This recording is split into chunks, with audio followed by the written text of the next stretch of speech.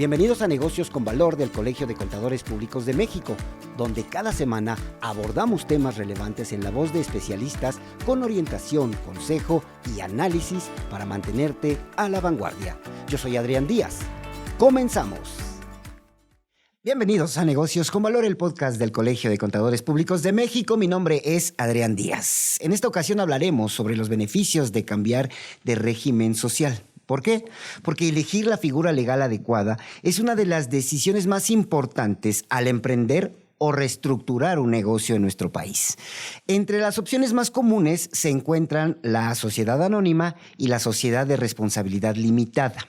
Ambas ofrecen beneficios, pero también tienen diferencias clave que pueden impactar en el crecimiento, los costos y, por supuesto, en la operación de tu empresa. Para el análisis de este tema tengo a dos integrantes de la Comisión Técnica Sector Empresa de Contraloría Financiera de este colegio. Tengo al contador Eduardo Pérez Pérez, quien cuenta con experiencia en finanzas, contabilidad y asesoría fiscal en sectores de telecomunicación, manufactura y consumo, entre otros. Contador Eduardo, bienvenido. Muchísimas gracias, un placer. Y tengo al contador Alexis René Cordero Sosa, quien cuenta con experiencia profesional en el área fiscal y auditoría en los sectores energético, fintech y farmacéutico. Contador Alexis, bienvenido. Muchas gracias, Adrián. Vamos a empezar con una definición entre sociedad anónima y sociedad de responsabilidad limitada. ¿Cuáles son justamente estas definiciones y las principales diferencias que hay entre ellas? ¿Podemos empezar con usted? Por supuesto, claro. La ley que rige pues estas definiciones es la Ley General de Sociedades Mercantiles y como tal, diferencia las sociedades anónimas de las sociedades de responsabilidad limitada en aspectos muy clave, como son el número de acciones, el número de participantes, inclusive habla de los órganos de gobierno, el gobierno administrativo de las empresas como tal, y estas son básicamente las diferencias claves que nos marca la Ley General de Sociedades Mercantiles. Una sociedad anónima tiene limitantes en sus integrantes. ¿Cómo marcamos cómo sabemos justamente ya estas diferencias exactamente? Bien, la sociedad anónima no tiene limitantes, son acciones básicamente, y esto ayuda a que tenga expansión. Podemos tener accionistas nacionales, accionistas extranjeros, y la sociedad de responsabilidad limitada son partes sociales. Las partes sociales, ese sí está limitado. La ley general te dice que puedes tener entre 1 y 50 accionistas, en comparación con la sociedad anónima, que mínimo tienes que tener 2 accionistas. Ok, esas serían las diferencias principales. Las diferencias principales, así es. Ahora vámonos con saber si hago una sociedad anónima, no hago una sociedad anónima, ¿cuál de los dos puntos me conviene más en ese sentido? ¿Cómo saberlo? Claro, aquí va a depender en realidad del momento en el que estemos en el momento de nuestra empresa. Si somos emprendedores y queremos empezar nuestro proyecto con pocas personas, lo más recomendable es que sea una SRL, esto al poder mantener el control entre los socios, son amigos, familiares, esto nos va a permitir este control. Si buscamos una atracción de capital un poco más agresiva, tener más socios, eso no nos incomoda, no nos molesta, la opción sería una SASB. Esto, como bien comentaba, las acciones son un poco más maleables, un poco más flexibles, y las partes sociales tienen restricciones muy importantes al momento incluso de la cesión de las mismas. Por supuesto. Supongamos que ya estamos emprendiendo. ¿Qué se necesita justamente para esta sociedad que le recomiendas a los emprendedores?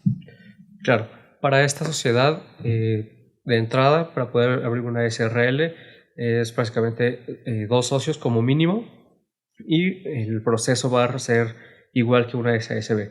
Se tiene que solicitar el nombre para el uso de nombre con la Secretaría de Economía. Posteriormente se hace la redacción del acta constitutiva, se lleva a la protocolización con el notario, y ya los pasos, si bien son importantes, son adicionales: la solicitud del RFC, el registro patronal del IMSS, y estos serán los procesos, el proceso para poder constituir una SRL. No hay diferencia alguna, más que también en los costos. El costo de una SRL es, puede ser incluso el 50% más bajo que de una SASB.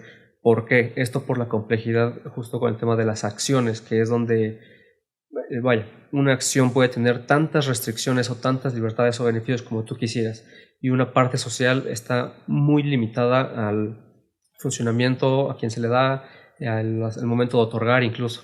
Por supuesto. Vámonos del lado de la sociedad anónima, Eduardo.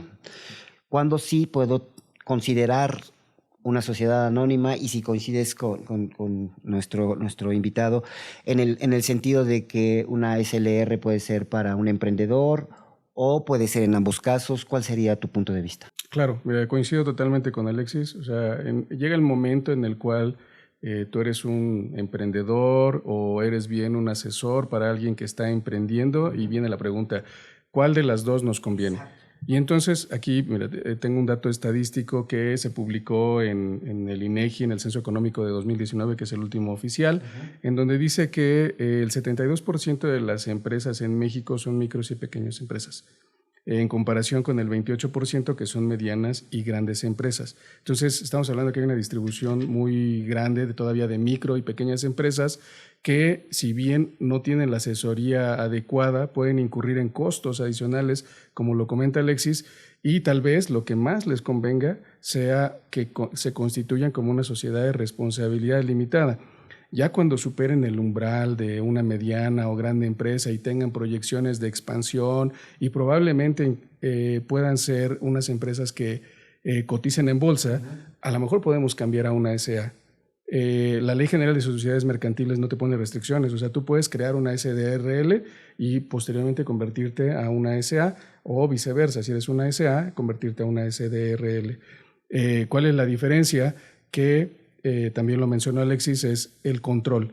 En una sociedad anónima, normalmente en los estatutos sociales, tú delimitas cuál es el poder que tienen los accionistas.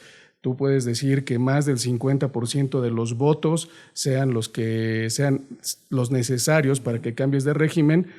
Sin embargo, en la de responsabilidad limitada tienen que estar de acuerdo todos los socios para que puedas hacer ese cambio. Entonces, es importante tomar en cuenta eso. ¿Qué otras ventajas tenemos con la sociedad limitada? Claro, aquí, tal como comentaba Eduardo, esto nos va a permitir la sociedad limitada también ya poder operar incluso con el extranjero, con Estados Unidos. Esto porque nuestra SDRL en Estados Unidos es el símil de una entidad transparente, por lo que nos va a permitir tener socios del extranjero, específicamente de Estados Unidos, y que no haya esa dilución del capital entre tantos socios. Oye, ¿sabes qué? Quiero hacer una joint venture, una empresa de Estados Unidos conmigo, y se mantiene el control entre dos personas. ¿Estos emprendedores o estas empresas pequeñas de cualquier giro pueden estar dentro de esta sociedad de CDLR? Sí, pueden estar. Sí, no hay limitante en cuanto al giro. O sea, es decir, si yo estoy emprendiendo un negocio B2B, si yo estoy emprendiendo un negocio de servicios, si yo estoy emprendiendo un servicio de transporte, no importa el giro. Es importante contemplar esto. Claro, no hay una limitante. O sea, puede ser cualquier giro, siempre y cuando, como lo mencionaba Alexis hace un rato, haya dos socios y que tengan la intención de trabajar con un fin común. Ventajas fiscales de este sistema. Claro, aquí en realidad las ventajas fiscales como tal sería más el tema del ahorro al no tener que realizar los gastos el tema de las asambleas ordinarias, extraordinarias, el tema de un comisario, porque en realidad fiscalmente tanto una SASB o una DSRL para efectos de ISR entra en el título segundo, que son personas morales. La ley no hace distinción alguna y para efectos de IVA es lo mismo, es el acto o actividad, en realidad no hay distinción. El ahorro sería del lado de no tengo que gastar siendo una SRL en el comisario, mi consejo de vigilancia también puede ser opcional hasta cierto punto y en la SRL pueden ser los socios quienes efectúen estas actividades de vigilancia.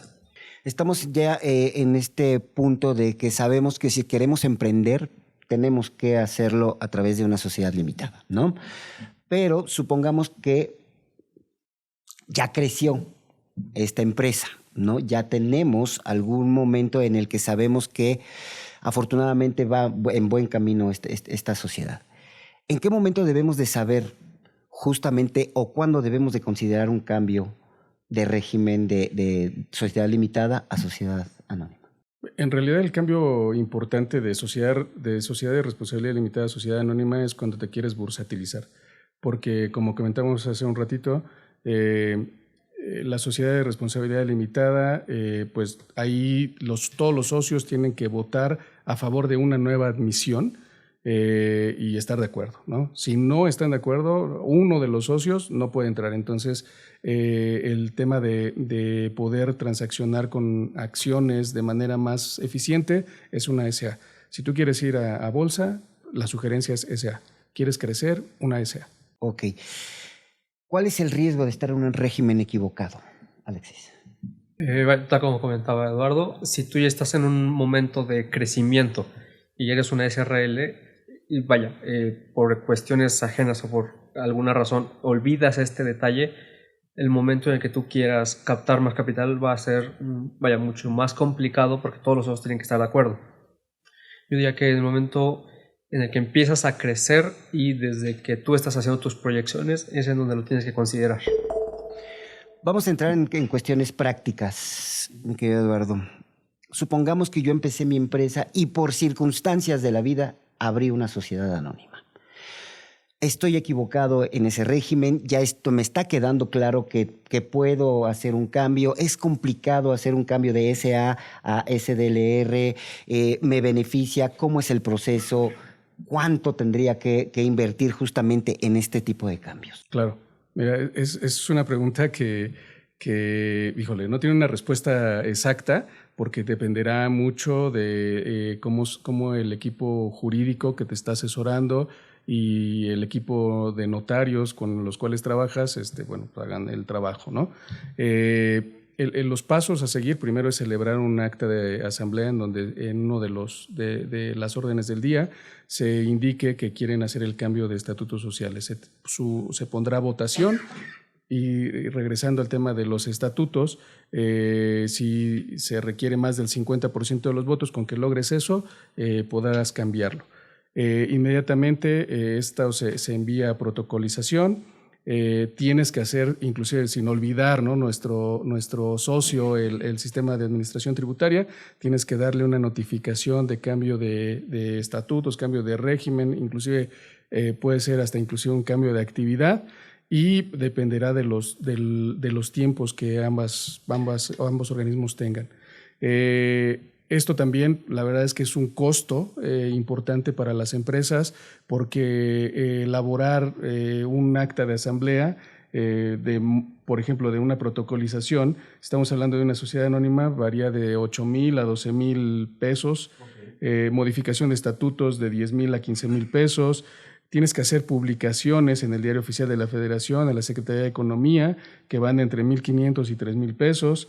El honorario al comisario, que al órgano de vigilancia, que va de entre 20,000 a 50,000 pesos, dependiendo.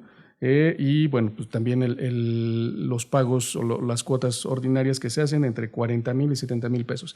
Todos estos gastos los vas a tener que incurrir en algún momento de este proceso. En ese sentido, es importante entonces, Alexis, pues saber perfectamente cuando empiezo un emprendimiento, cuando empiezo un negocio, el régimen adecuado justamente para mi empresa, ¿no? Por todos estos costos que puede considerarse al ver todo el cambio en el régimen. Así es, como comentaba, las MIPYMES son la mayoría aquí en México, en el país, y en realidad hay gastos, si bien no ocultos, gastos que no se consideran. El día de mañana una entidad quiere hacer este cambio, no considera el simple costo del notario, que a veces puede llegar incluso a ser por hoja. Y dice, oye, pues yo tenía un presupuesto tal vez de 5,000, cuando llega el día de hacer el cambio se le va a 50,000, estos costos son, puede ser incluso la nómina de varios meses y puede afectar su liquidez. Así que si tú desde un inicio, con aras de crecer y con ansias de seguir mejorando, buscas ya un crecimiento proyectado a ciertos años, sí, como comentaba, lo mejor es una SRL, controlas, consolidas muy bien las bases y posteriormente ya haces este cambio a una SA. Vámonos justamente a las implicaciones en los procesos administrativos, Eduardo. Es decir, ¿es lo mismo manejar una SA que una SDLR? Y me refiero a estos procesos porque también generan costos, ¿no? Y también genera quizá un impacto considerable a la caja del proyecto, de la empresa o del emprendimiento. Claro, como comentaba Alexis hace un rato, bien, el tener una SDRL es más o menos como el 50% de costos relacionados con abogados y con notarios en comparación con una SA. En los temas administrativos, todos tienen un área de tesorería, cuentas por cobrar, cuentas por pagar, el área contable, el área fiscal. No hay ¿Gran diferencia? gran diferencia, así es. E inclusive la tasa del impuesto, también lo mencionó Alexis, las dos tributan en el régimen 2 de la ley del impuesto sobre la renta y están al 30% sobre la utilidad que consigan en un año. No hay cambios. Ok. Costos de mantenimiento y operación, entonces coincides en que pueden ser similares entre una sociedad anónima y una SDLR. Sí, claro. La única pequeña diferencia, es todo diferencia porque es opcional para la responsabilidad limitada, es el órgano de vigilancia. Si bien en la SA tiene que haber un comisario, en la SRL te da la posibilidad o es una opción de tener un equivalente a un comisario, pero si no, los mismos socios pueden realizar estas funciones de vigilancia. ¿Cuáles serían estas funciones de este comisario? El comisario normalmente actúa revisando los números, las cifras financieras, las revelaciones en los estados financieros, como si fuera parte de una auditoría interna. No quiero decirlo de esa manera, pero o sea, es un órgano de vigilancia el comisario. Entonces, él revisa que haya cumplimiento de leyes, que haya cumplimiento de obligaciones y que se presenten de forma correcta los estados financieros. ¿Nos puedes repetir, por favor, el porcentaje de MIPYMES que hay en este país? El 72% en el censo económico publicado por el INEGI en 2019. La mayoría deberían de estar bajo el régimen de sociedad limitada. Sí, o sea, si consideramos el tema de los costos, aunque bien, o sea, esto no es como una receta de cocina. No es como una regla. Exacto, no es una regla. Sin embargo, pues creo que debes de tener a tu asesor fiscal, a tu asesor legal, a tu asesor contable para que en conjunto se llegue a una decisión. ¿Cuáles serían esos puntos básicos en donde yo tendría que aprender a identificar como empresario, como cabeza de este negocio, la estadía de una sociedad anónima a una sociedad de responsabilidad limitada? Creo que un factor importante es qué tanto control quieres tener sobre la sociedad. Si tú y tu familia quieren tener el control sobre la misma, indiscutiblemente la sociedad de responsabilidad limitada es la indicada. Pero si tú tienes una proyección de expansión, quieres tener inclusive capital extranjero de manera fácil de comercializar, la idea es que te vayas por una SA. Por supuesto. En beneficios fiscales, ¿hay ventajas en algunas de las dos partes? ¿Cuáles serían, Alexis? Aquí en realidad, vaya, el tema es que justo como mencionaba, como las dos entidades están regidas bajo el mismo título, personas morales, no habría un beneficio fiscal como tal, pero lo que sí habría es el ahorro, por ejemplo, en el tema de las acciones, ¿no? Cuando se quieren vender, vaya, aquí va a entrar una determinación un poco más compleja, pero esto Es en el caso de acciones, perdón que te interrumpa, en el caso de sociedades anónimas. Así es. Sí, esto nos va a permitir una venta un poco más controlada, saber cuánto se va a vender, buscar incluso beneficios ya, pero en tema de una SA en el momento de la venta de acciones. Para la SRL, vaya, es más controlado, igual tiene su sistema, su mecanismo, pero al ser más controlado puede incrementar los costos de, oye, voy a ir una vez al notario, voy a ir otra vez, vaya, es más tardado y con una SA emites las acciones y todos entran en una sola. Ok, en ese sentido, ¿qué recomendaciones entonces le darías a estos emprendedores que están empezando justamente a poner en el mapa su empresa, su emprendimiento? ¿Cómo podríamos empezar a definir justamente este régimen que les empezaría a dar luz justamente en el crecimiento de su emprendimiento? Claro, te digo, punto número 1 debe de ser el control que ellos quieran tener sobre la sociedad. El número 2 creo que es la simplificación administrativa que deseen tener. El número 3, la flexibilidad en cuanto a la distribución de las utilidades. El número 4, el posible tratamiento fiscal que se le dé a los accionistas, como lo comentó Alex hace un rato.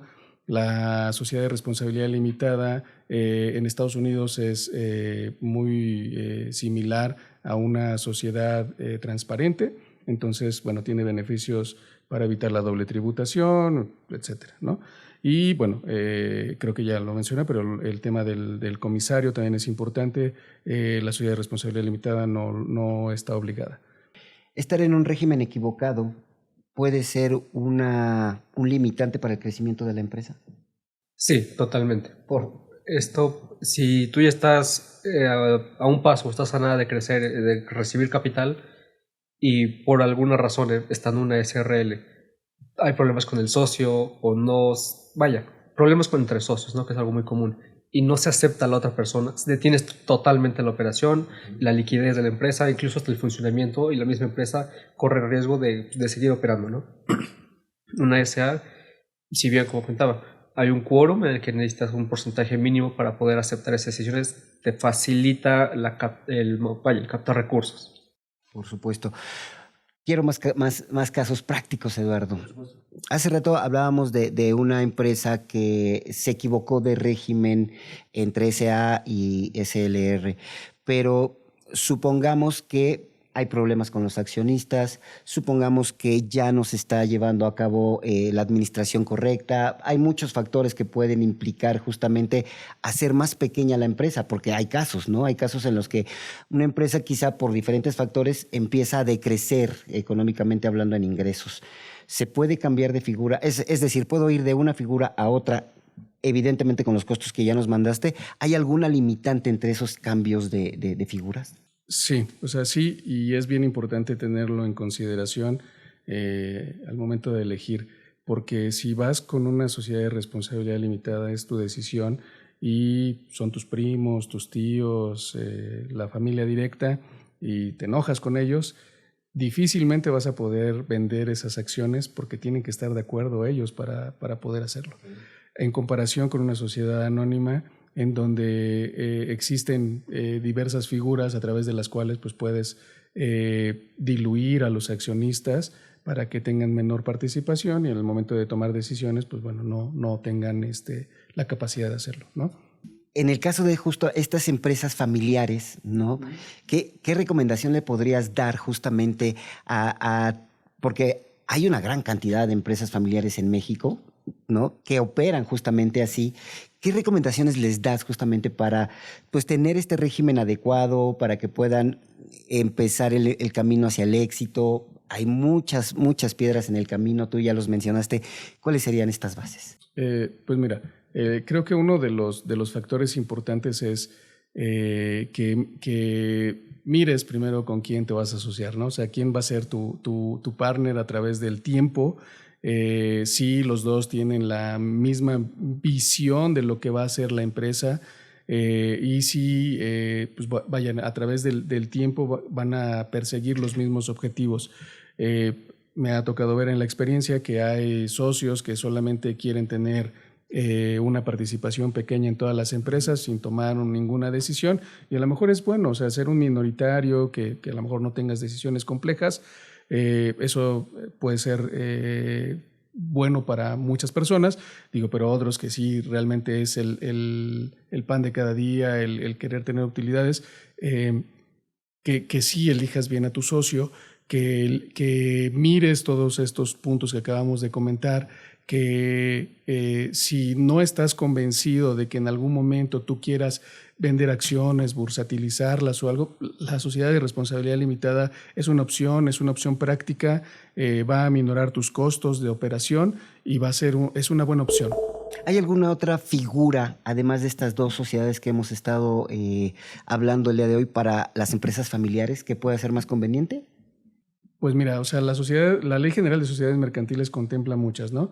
La sociedad cooperativa, la sociedad en comandita simple, la sociedad en comandita por acciones. O sea, hay varias figuras más, además de las que estamos platicando el día de hoy. Y pues todo dependerá de cuál sea el objetivo, ¿no? En cooperativas, en México pues tenemos varias, ¿no? Cementos Cruz Azul, nos ha ido muy bien, Pascual Boeing, o sea, esas son las empresas que son cooperativas y que pues a través de los años han perdurado y básicamente pues son la unión de varias personas que tienen el mismo objetivo en común.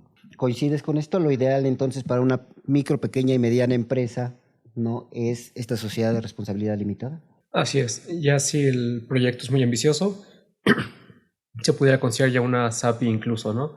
Que esto va a permitir controlar a los socios. Vaya, van a ser acciones, pero te va a permitir poner muchas más cláusulas y cláusulas específicas para evitar problemas familiares entre socios. Se puede ya limitar mediante las acciones, pero esto cuando es un plan de crecimiento muy, como decía, ambicioso y que se tienen fechas establecidas. Fiscalmente hablando, las dos figuras, los dos regímenes son ideales para una fiscalización no tan complicada. ¿Las dos se puede bien?